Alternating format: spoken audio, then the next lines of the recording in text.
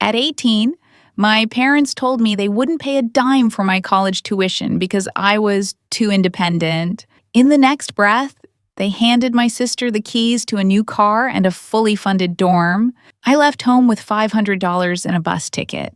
9 years later, an email landed in my inbox begging me to come home and save the family from the mess my sister had made. I want you to understand something from the start. This wasn't a single moment of cruelty. It wasn't one bad decision my parents made in a moment of weakness. This was the culmination of 18 years of watching my sister receive everything while I received lectures about character building and the value of hard work. My name is Anna, and for as long as I can remember, my sister Sophie was the sun around which our family orbited. She was 3 years younger than me, born with blonde curls and blue eyes that seemed to sparkle when she smiled. People were drawn to her. She had this natural charisma, this effortless charm that made adults bend over backward to help her. Coaches loved her, and my parents absolutely worshipped her. I was different. I had mousy brown hair that I kept in a practical ponytail. I wore glasses from the second grade. I was quiet, serious, and I loved books more than people. Where Sophie collected friends like trading cards, I had maybe 2 close ones throughout my entire childhood. Where Sophie floated through life on personality and last-minute cramming, I studied, I planned, I worked, and that, as it turned out, was my greatest sin. My parents saw Sophie's helplessness as something precious that needed protection. They saw my competence as proof that I didn't need them.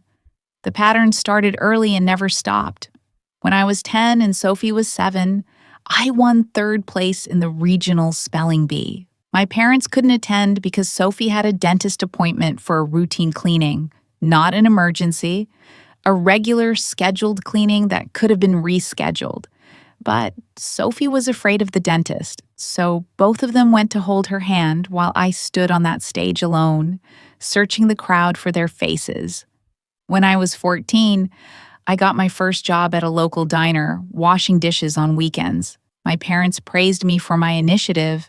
They told all their friends how responsible I was, how proud they were that I wanted to earn my own money. What they didn't mention was that I was saving for a school trip to Washington, D.C. that cost $400. Sophie went on her school trip to an amusement park 2 years later. My parents paid for it without her having to ask. The car situation was probably the clearest example of how things worked in our family. When I turned 16, my parents helped me buy a used Honda Civic for $2,000. I say helped loosely. They co-signed the loan, and I paid every single monthly payment with money from my job, which had expanded to include weekend shifts at a grocery store. That car became my pride and my prison. I loved it because it was mine, earned through my own sweat. But it was also 12 years old when I bought it, and it had constant problems. I learned to change my own oil. I learned to replace brake pads. I watched YouTube videos at midnight to figure out why my check engine light kept coming on. When the transmission started failing in my senior year, I spent 3 months saving every penny to afford the $800 repair. I ate peanut butter sandwiches for lunch every single day. I wore the same 3 outfits on rotation. I made it work because that's what I did. I made things work. 3 months after I paid for that transmission repair, Sophie turned 16. My parents presented her with a brand new Toyota Corolla, wrapped in a red bow in our driveway. Not used. New. They threw her a birthday party and invited the whole neighborhood to watch her squeal and jump up and down and hug them while everyone clapped. I watched from the kitchen window. My mother caught me there and came inside. She put her hand on my shoulder and said, You understand, don't you, honey? Sophie isn't as capable as you. She needs a reliable car. She's not mechanically minded like you are. She wouldn't know how to handle a car that needs work. I nodded. I said I understood. And I did, in a way. I understood perfectly. The pattern continued through every major milestone. I made honor roll every semester from freshman year onward. My parents would glance at my report card, nod, and put it on the fridge. Sophie barely maintained a C average, but when she got a B plus in art class, they took her out for a celebration dinner at the nicest restaurant in town. I was the editor of the school newspaper. I was in the debate club. In my junior year, I won a statewide debate competition, arguing about healthcare policy in front of 3 judges and an audience of 200 people. It was the proudest moment of my life up to that point. My parents said they would be there. I looked for them in the audience as I walked to the podium for the final round. They never showed. I found out later they had gone to Sophie's soccer game instead. Not a championship, not even a playoff. A regular season game in which Sophie played for maybe 15 minutes total and spent most of her time on the bench. When I got home that night with my first place trophy, they were already asleep. The next morning at breakfast, my mother said, "Oh, that's nice, dear," and asked me to pass the orange juice. I want to be clear about something.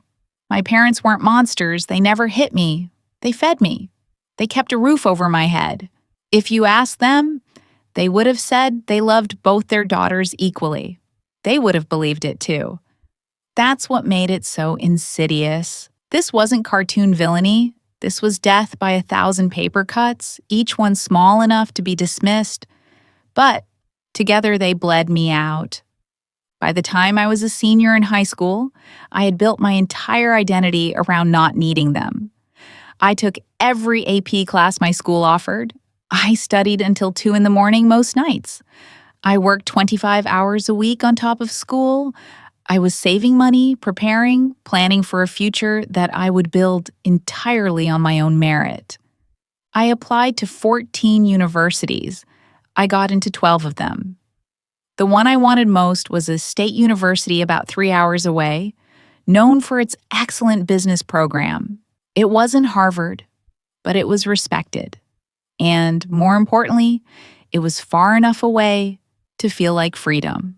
I got my acceptance letter in March of my senior year, along with a financial aid package that covered about 60% of the costs. The remaining amount, including room and board, came out to about $15,000 per year. I had saved $4,000. I had researched student loans. I had a plan for work-study programs. But I was still short, and I was still 17 years old. I needed help. Just this once, I needed my parents to meet me a fraction of the way I had always run toward their expectations. I chose a Friday night in April to have the conversation. Sophie was out with friends. It was just the 3 of us at the dinner table. I had printed out all my acceptance letters, all my financial aid information, and a detailed spreadsheet showing exactly what I needed, how much I had saved, and what I was asking them to contribute.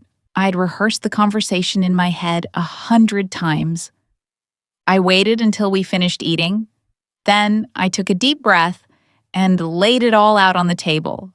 Literally and figuratively, I got into state, I said. It's my top choice. I've been awarded this much in financial aid. I've saved this much. I'm going to work part-time on campus, but I still need help covering the gap. I'm asking if you could help me with tuition. My father didn't even look at the papers. My mother glanced at them briefly, then folded her hands on the table. She had this expression on her face, this sad, sympathetic smile that I had seen her use on Sophie 1,000 times, but never on me. "Anna," she said, like she was explaining something to a child, "you know we're not made of money." I did know that. We were middle class, comfortable, but not wealthy.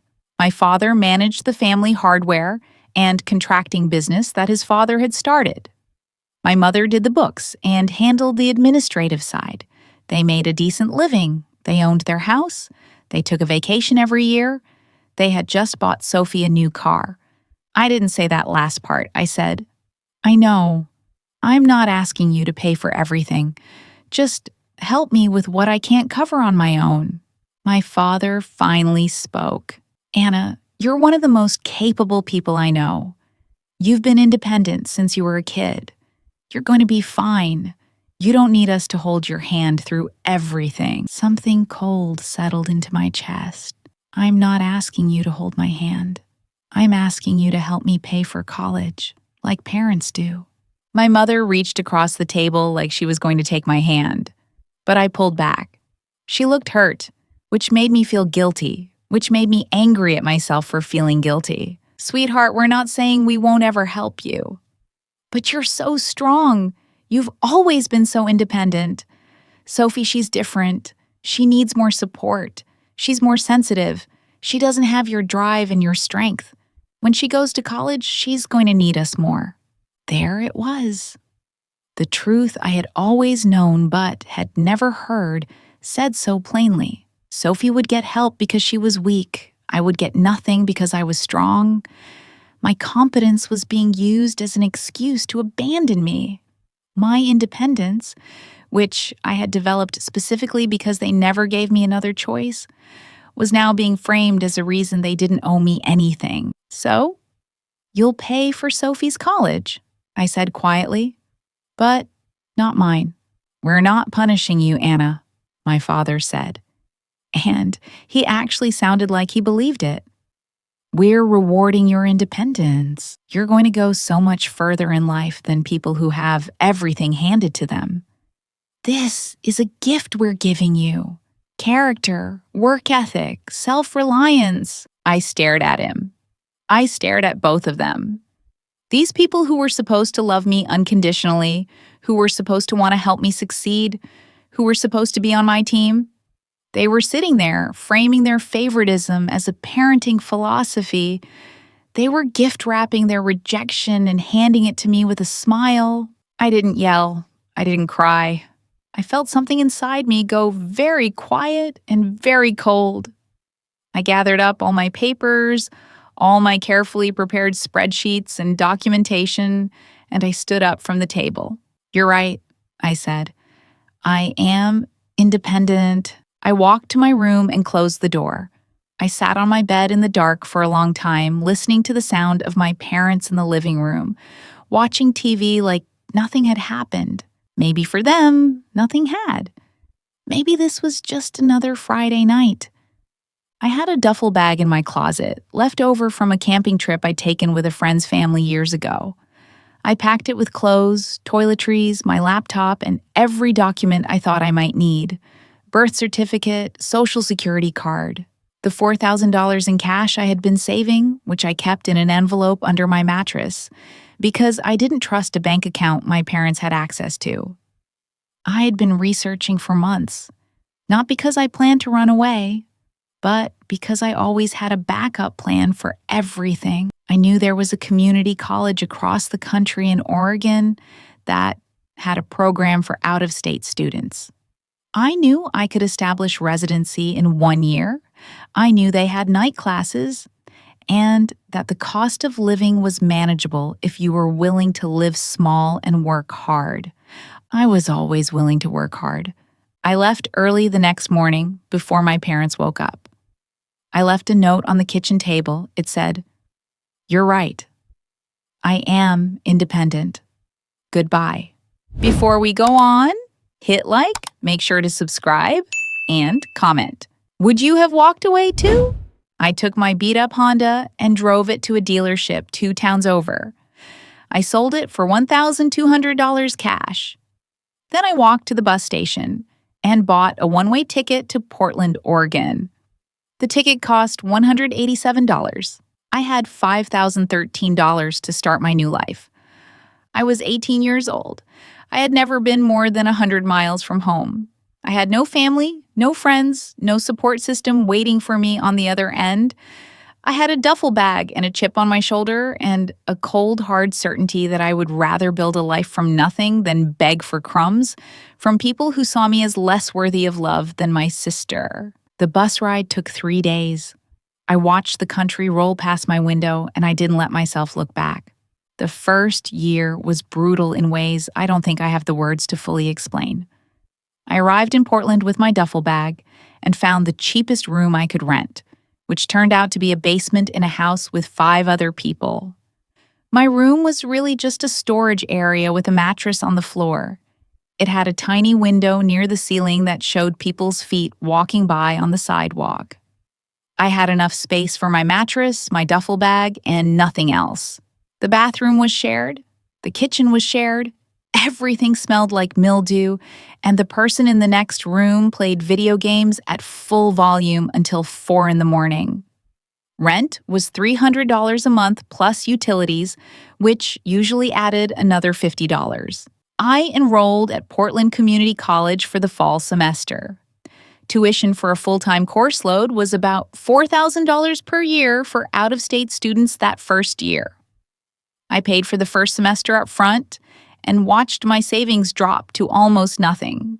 I needed work immediately. I applied to 30 places in 2 weeks. I got hired at a diner as a breakfast waitress and at a grocery store for evening shifts. The diner shifts started at 5 a.m. and ended at 1 p.m. I would go home, sleep for 2 hours, then go to my classes from 4 p.m. to 8 p.m. Then I would go to the grocery store and work from 9 p.m. to 2 a.m., stocking shelves and running the overnight register. I did this 6 days a week. On Sundays, I slept as much as I could and did all my homework in a public library because my basement room was too depressing to spend extra time in. I was exhausted in a way that went beyond physical tiredness. It was a bone-deep weariness that made me feel like I was moving through mud all the time. I fell asleep in class twice in that first semester. I cried in the bathroom at the diner more times than I could count. There were nights when I was so tired that I would just sit on the floor of my room and stare at the wall, too exhausted even to get into bed. But I didn't quit. I didn't call home. I didn't ask for help. My first semester grades were 3 Bs and 2 Cs. It was the worst academic performance of my life, and it felt like confirmation of every terrible thing I thought about myself. But I adjusted. I learned to sleep less. I learned to study during my breaks at work. I learned to write essays in my head while I was waitressing, then type them up in frantic 30-minute sessions between jobs. By my second semester, I was back to straight A's. I had almost no social life. I couldn't afford to go out. I couldn't afford hobbies. I made a few friends in my classes, but I always had to leave right when class ended to get to work, so I never went to study groups or casual hangouts. I was alone in a way that felt like a physical presence, like a weight I carried everywhere. The holidays were the worst. Thanksgiving of that first year, the diner was closed and the grocery store didn't need me for the evening shift. I had a rare day off and nothing to do with it. I sat in my basement room and ate ramen noodles while scrolling through social media on my phone. My mother had posted pictures of their family Thanksgiving. There was the dining room table, elaborately set.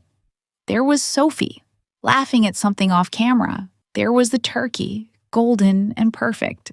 The caption said, "Thankful for family today and every day." There were 37 comments, all saying how blessed they looked, how beautiful everything was. I wasn't in any of the photos. I hadn't been cropped out. I simply had never existed in this version of their family narrative.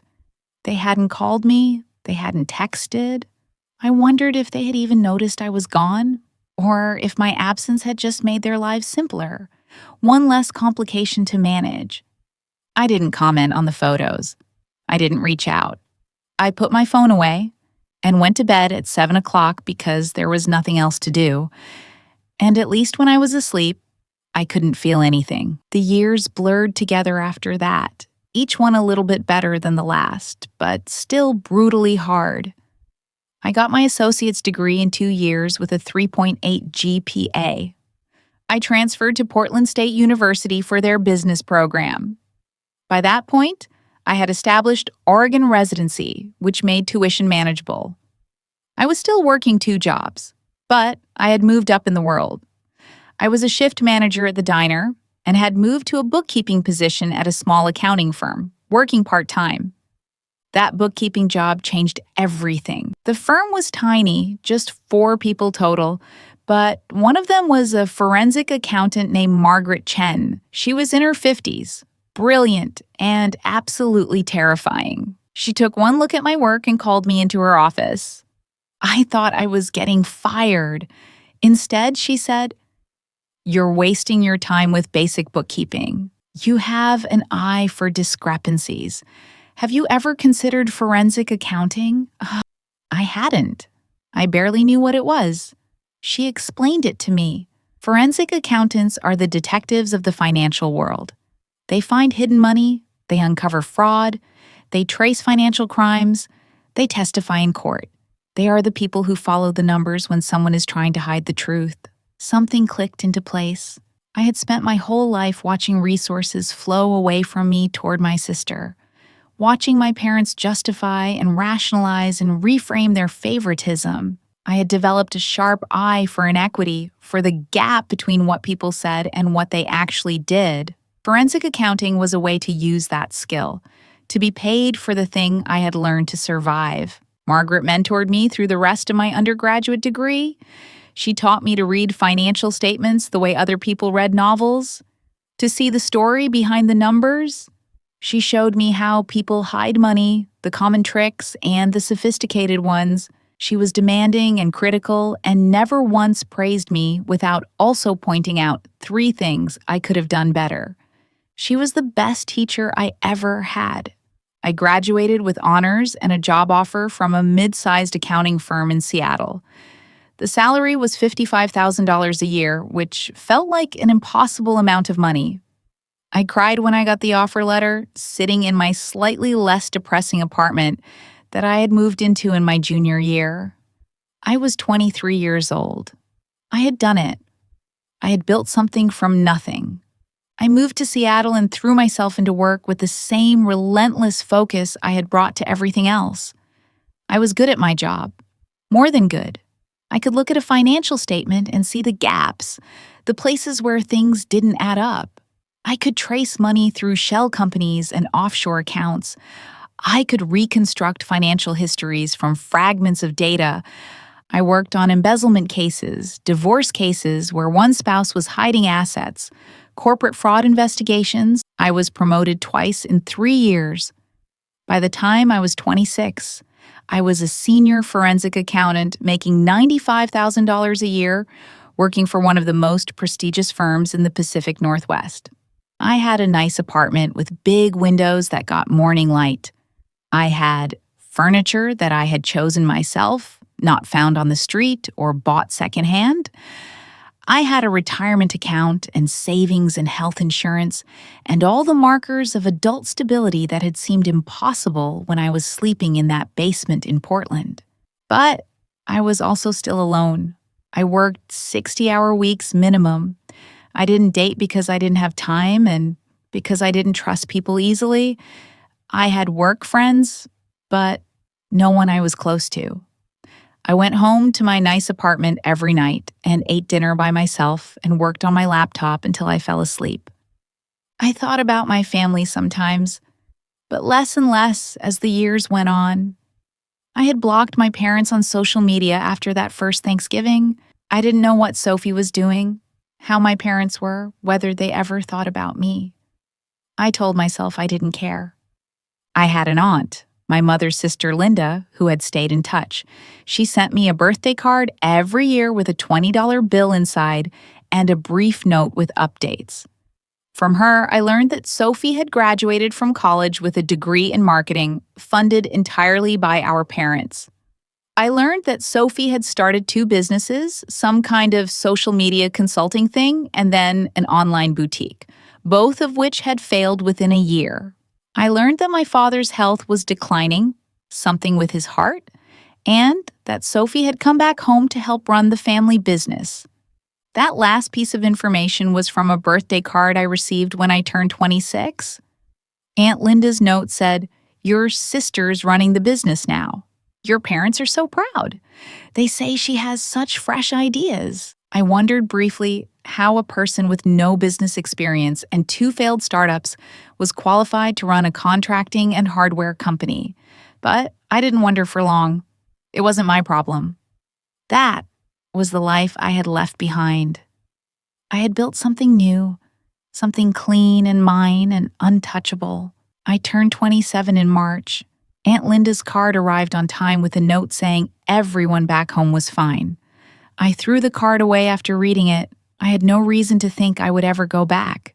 I had no reason to think they would ever need me. Then, 6 weeks later, I got the email. It was from my mother's email address, sent at 11 p.m. on a Tuesday. The subject line said, "Please read, from Mom." I stared at it in my inbox for a full minute before I opened it. We hadn't spoken in 9 years. Not once. Not a single call, text, or email. I had wondered sometimes if I had been erased from the family entirely, written out of their story like a character cut from a script. I opened it. "Dearest Anna," it began, which was already strange because my mother had never called me dearest in my life. "We have missed you so much. Not a day goes by that we don't think about you and wonder how you're doing. Your father and I are so incredibly proud of the woman you've become. We always knew you were destined for great things." I almost closed it there. The rewriting of history was so blatant, it was almost funny. But I kept reading. "We were hoping you might be able to come home for a visit. It's been far too long. Your sister, Sophie, has been doing her best managing the family business. But things have gotten a bit complicated. We know how brilliant you are with numbers and business matters, and we thought perhaps you could take a look at our books, just to give us some advice. We would be so grateful for your help. It would mean the world to us to see you again. Please consider it. With all our love, Mom and Dad." I read it 3 times. The manipulation was so naked, it was almost artless. The sudden nostalgia, the hollow praise, the vague mention of complication, and then the real reason for contact. They wanted something from me. They wanted my skills, the expertise I had built brick by brick while they pretended I didn't exist. My first instinct was to delete it and block the email address. They had given me nothing. They owed me nothing. I owed them even less. But there was something else too. A cold, sharp curiosity. I knew what "things have gotten a bit complicated" probably meant. I knew what happened when inexperienced people ran businesses they weren't qualified to manage. I knew what the numbers looked like when everything was falling apart. And I wanted to see it. I wanted to see exactly what mess Sophie had made. I wanted to walk back into that house as the person they had thrown away, now successful and completely beyond their reach. I wanted them to see what I had become without them, despite them. Maybe it was petty. Maybe it was vindictive. I didn't care. I took a week of vacation time. I booked a flight home for the first time in 9 years. I didn't tell them I was coming. I just replied to the email with one line: "I'll be there Saturday. Have the books ready." I flew out on a Friday night and got a hotel room near my hometown. I didn't want to stay in their house. I didn't want to sleep in my old bedroom, if it even still existed. I checked into a Holiday Inn, hung up the suit I had packed for the next day, and slept better than I expected. Saturday morning, I dressed carefully. I wore a charcoal gray suit that had cost $800, tailored perfectly. I wore my hair down, professionally styled. I wore minimal makeup and small diamond earrings I had bought for myself when I made senior accountant. I looked exactly like what I was: expensive, competent, and completely out of their league. I drove to my childhood home in a rental car. The neighborhood looked smaller than I remembered, a little more run down. When I pulled up to the house, the first thing I noticed was that the lawn was overgrown, and there was a "for sale" sign in the yard. The paint was peeling on the shutters. One of the gutters was hanging loose. I sat in the car for a moment, steadying myself. Then I got out, walked to the front door, and knocked. My mother answered. She looked older than 9 years should have made her. Her hair was completely gray now. She had deep lines around her eyes and mouth. She stared at me for a moment, like she didn't recognize me, and then her face crumpled into an expression of theatrical relief. Anna, you came? Thank God. She reached out to hug me, but I stepped back smoothly, professionally. Hi, Mom. Where are the files? She blinked, thrown by my coldness. Don't you want to come in? Sit down. We have so much to catch up on. I'm here to look at the books. That's what you asked me to do. Where are they? She looked hurt, which was clearly the intended effect, but I felt nothing. My father appeared behind her. He looked worse than my mother, gray and thin and old. There was a tremor in his hands. Anna, he said, and his voice cracked. It's good to see you. The books, I repeated. They led me through the house, which looked as shabby and neglected as the outside. The furniture was the same, but worn.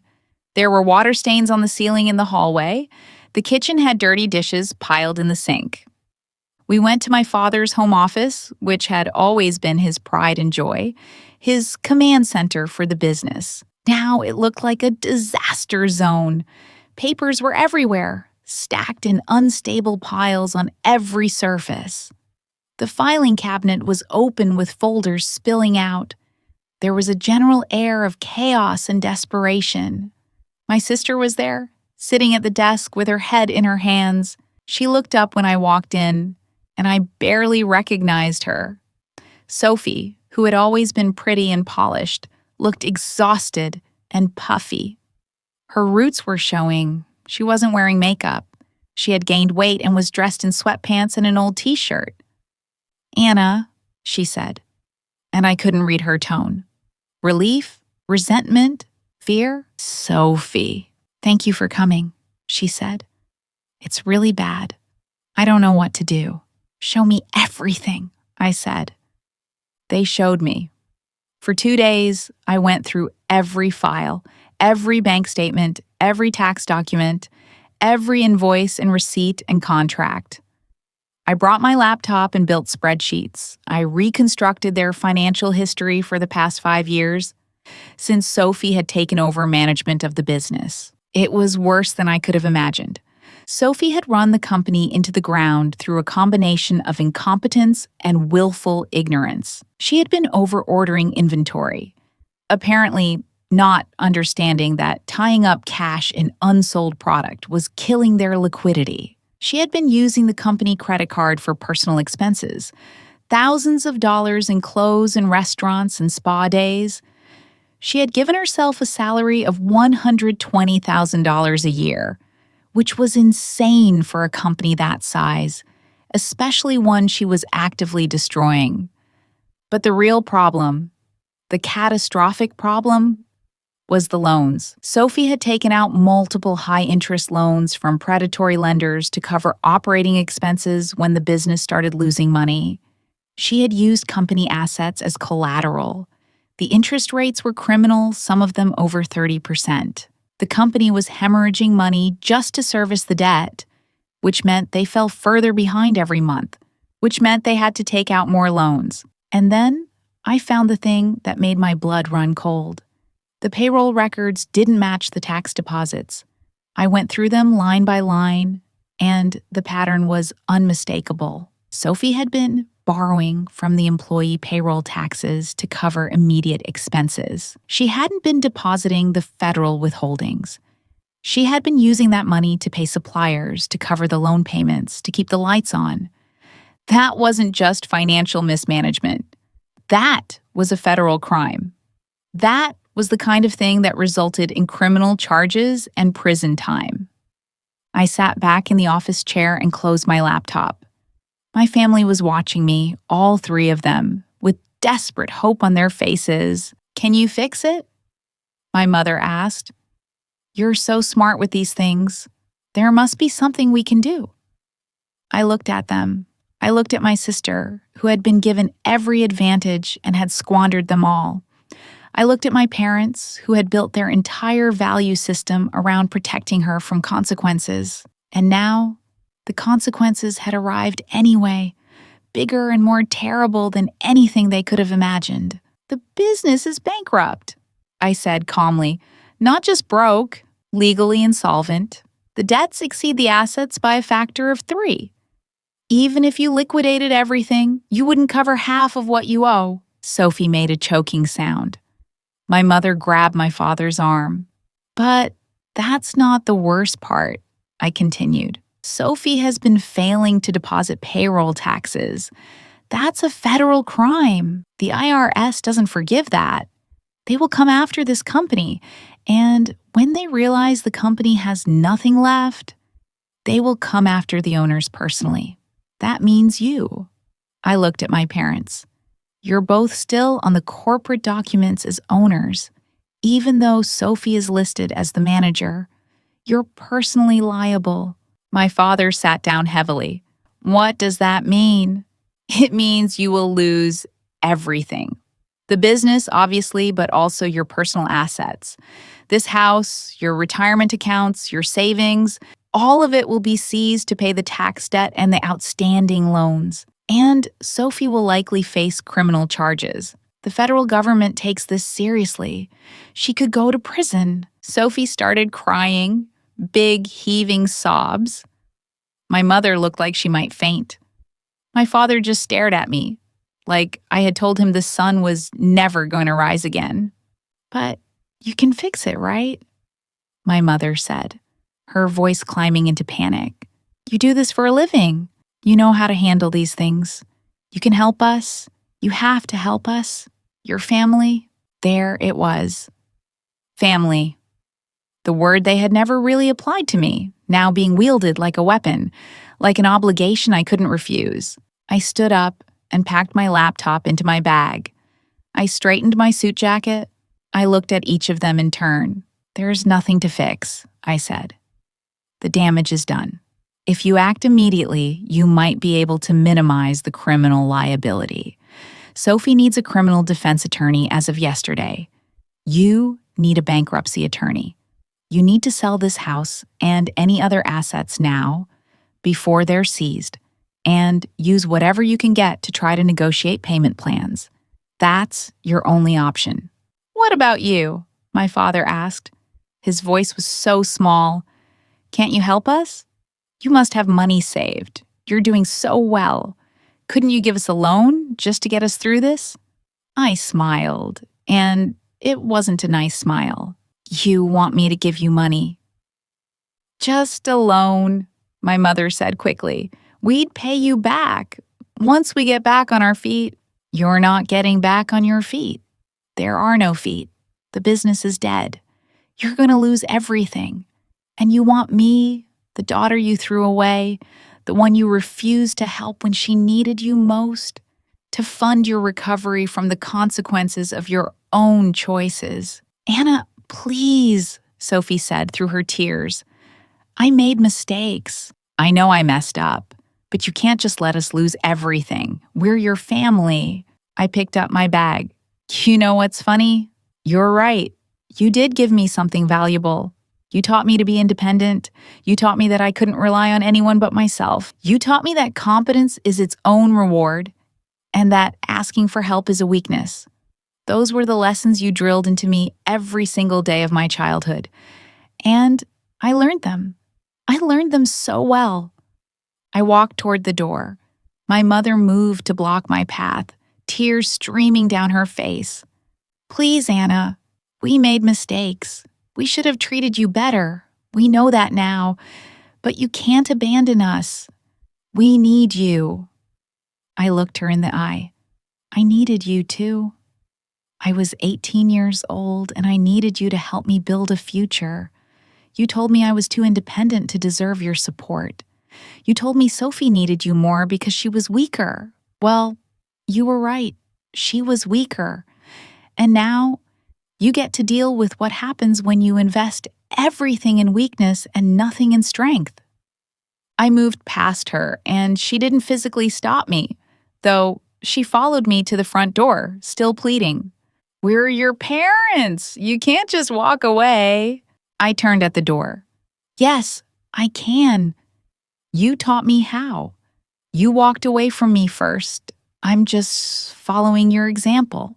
My father appeared in the hallway, leaning against the wall like he needed it to hold him up. Anna, I'm sick. My heart. I can't handle the stress of losing everything. This could kill me. It was a last-ditch manipulation, and not even a subtle one. But looking at him, I realized it might actually be true. He did look sick. He looked old and broken and terrified. I felt something then. Not quite pity, but a distant cousin of it. These were still my parents, for better or worse. They had kept me alive for 18 years. They had fed me and clothed me and given me a home, even if they had never given me their full love or support. But they had also made their choices. They had decided Sophie's comfort was worth more than my future. They had decided my strength meant I deserved nothing. They had built a value system around protecting her from reality. And now, reality had arrived with a bill they couldn't pay. I'm sorry, I said, and I meant it. Sort of. I'm sorry this happened to you. I'm sorry Sophie wasn't capable of running the business. I'm sorry you're losing everything. But this isn't my problem to fix. You have to be independent now. You'll figure it out. You're strong. I walked to my rental car and drove away. In the rearview mirror, I could see my mother standing in the doorway, watching me leave. I drove back to the hotel. I changed out of my suit into comfortable clothes. I ordered room service and ate dinner while watching mindless television. I felt strange, untethered, like I was waiting for some big emotional reaction that never came. I wasn't happy, exactly. I didn't feel victorious or vindicated. I didn't feel particularly sad either. Mostly I felt tired and a little bit empty. I flew back to Seattle the next morning. I went back to work. I went back to my life, my nice apartment, my interesting job, my carefully constructed independence. About a month later, Aunt Linda called me. She had never called before, only sent cards, so I knew it was serious. I answered. Anna, she said, I wanted you to hear it from me. Your parents declared bankruptcy. They lost the house and the business. Sophie is in legal trouble with the IRS. They're working out some kind of payment plan, but she might still face charges. Your parents moved into a small apartment on the other side of town. Your father's health is bad. They're struggling. Okay, I said. Thank you for telling me. There was a long pause. Aren't you going to do anything? No. Anna, they're your parents. They're suffering. They made their choices. I made mine. You're punishing them for mistakes they made years ago. I'm not punishing anyone. I'm just not saving them. There's a difference. Another long pause. I hope you can live with this. I can, I said. I've been living with a lot worse for 9 years. She hung up. I haven't heard from her since. Sometimes I wonder if I did the right thing. Sometimes I lie awake at night and think about my father's heart condition, about my parents in their small apartment, about Sophie facing potential criminal charges. Sometimes I wonder if I should have helped, just a little, just enough to ease their suffering. But then I remember being 18 years old, sitting at that dinner table, asking for help to build my future. I remember my mother's sympathetic smile as she told me I was too strong to need them. I remember 9 years of brutal, grinding work, of loneliness and exhaustion, and going to bed hungry to save money. I remember holiday photos that erased me from the family narrative. I remember being told that my competence disqualified me from love. And I remember that they had a choice at every single step. They could have helped me. They could have split their support evenly, given both daughters a foundation to build on. They could have reached out during those 9 years, asked how I was doing, offered a word of encouragement or a small gesture of support. They chose not to. They chose Sophie every time, in every way that mattered. And when their choice led to ruin, they called me back. Not because they loved me or missed me, but because I had become useful. I gave them exactly what they gave me, a lecture about independence and a closed door. Did I give them the independence they always talked about? Or did I abandon them when they needed me most? I genuinely don't know. Maybe there's no difference. Maybe independence and abandonment are the same thing, just framed differently depending on who's doing it and who it's being done to. What I do know is this: I built a life from nothing. I survived being thrown away by the people who were supposed to love me most. I learned to rely on no one but myself. And when they finally needed me the way I had once needed them, I had the strength to walk away. They wanted me to be independent. Mission accomplished. I left my family to face the ruin they created. I gave them the same gift they gave me, the opportunity to figure it out on their own. Whether that makes me strong or cruel or some combination of both, I'll let you decide. Let me know your thoughts in the comments below.